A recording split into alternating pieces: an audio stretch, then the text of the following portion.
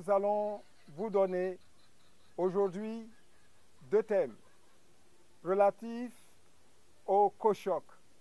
Nous l'avons présenté déjà lors de l'exposé liminaire que COSHOC, c'est un concept nouveau de communication pour le choc des consciences. Communication par le choc des consciences.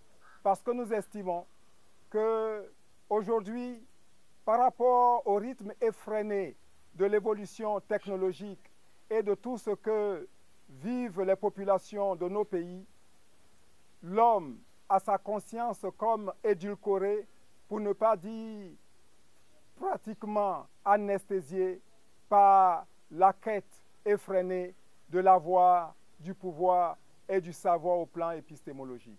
Et c'est pour ce faire-là que nous l'avons dit, la communication selon l'approche laswellienne ne marche pas.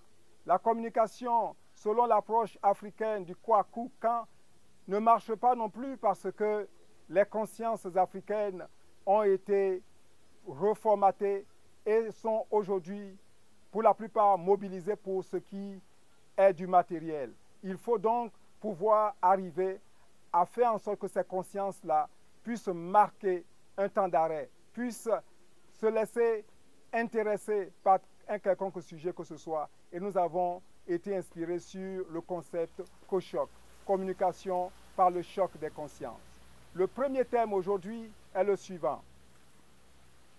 L'avenir de la jeunesse. Diarrhée d'intention contre constipation de réalisation. Vous aviez bien entendu. Avenir de la jeunesse, diarrhée d'intention contre constipation de réalisation. J'en appelle à tous les daïs des années 50 de ma génération pour témoigner avec moi que du temps où nous étions jeunes, encore sur les bancs, nous étions déjà happés par le monde du travail. Et nous étions, pour certains, sur les bancs et nous étions obligés justement de travailler et en même temps de poursuivre nos études. Qu'est-ce qui s'est donc passé?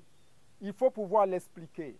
C'est qu'à l'époque, nous étions au lendemain des indépendances et nos pays avaient besoin de ressources humaines pour se construire.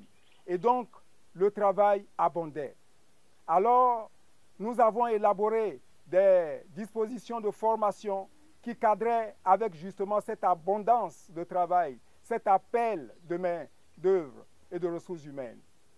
Et donc, cela s'est effectué jusqu'à ce que nous puissions arriver déjà aux éléments annonciateurs qu'ont constitué les problèmes concernant déjà la mévente de nos produits matières premières et surtout les dispositions de l'ajustement structurel.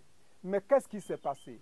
C'est que malgré ces indicateurs, nous avons continué, nous, les aînés, à former cette jeunesse dans les mêmes paradigmes, sans savoir que quand il y a changement d'ordre systémique, il faut proposer une approche systémique. Et cela a créé donc le mal que nous voyons. Remarquez que ce n'est pas faute d'avoir organisé des états généraux, par exemple de la formation professionnelle, de l'enseignement supérieur, mais ces états généraux, si vous parcourez les minutes et les actes, ont plutôt cherché à faire des changements d'ordre conjoncturel ou structurel. C'est-à-dire, par exemple, revoir le système en instituant, par exemple, le principe du LMD pour les études supérieures ou au niveau de la formation professionnelle en voulant faire l'enseignement dual. Certes, ce sont des changements qui peuvent être appréciables, mais à la réalité, le drame que vit l'Afrique devrait demander à ce qu'on puisse avoir un changement d'ordre systémique. C'est ce que chez nous, dans notre jargon, nous appelons une rupture épistémologique. C'est-à-dire, à la réalité, ce qui se passe, c'est que l'emploi manque dans nos pays. Et ce n'est pas la peine qu'on puisse nous abreuver par le fait pour dire le niveau de l'enseignement n'est pas ce qu'il faut, les opérateurs économiques ne sont pas satisfaits des produits sur le marché. Non. Quelle que soit la bonne volonté de ces opérateurs économiques, ils ne peuvent pas engager tout le produit, tous ces jeunes que nous formons. C'est à nous de faire cette rupture épistémologique pour que nous inversions le principe. Ce n'est plus des dispositions qu'il faut changer, mais c'est surtout et de façon efficace la perception du travail au lieu de la perception de l'emploi.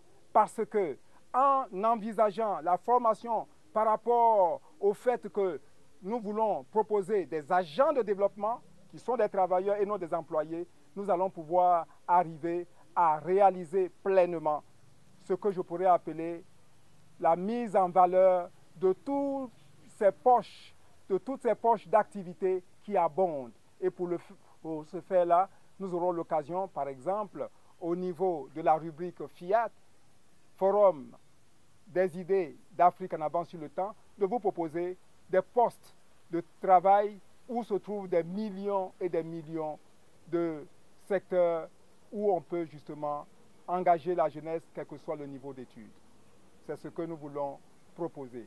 Il faut qu'au niveau des jeunes, nous cessions la diarrhée d'intention pour nous consacrer véritablement à une rupture épistémologique, pour proposer une approche pour le travail qui abonde et cesser avec l'approche de l'emploi qui manque.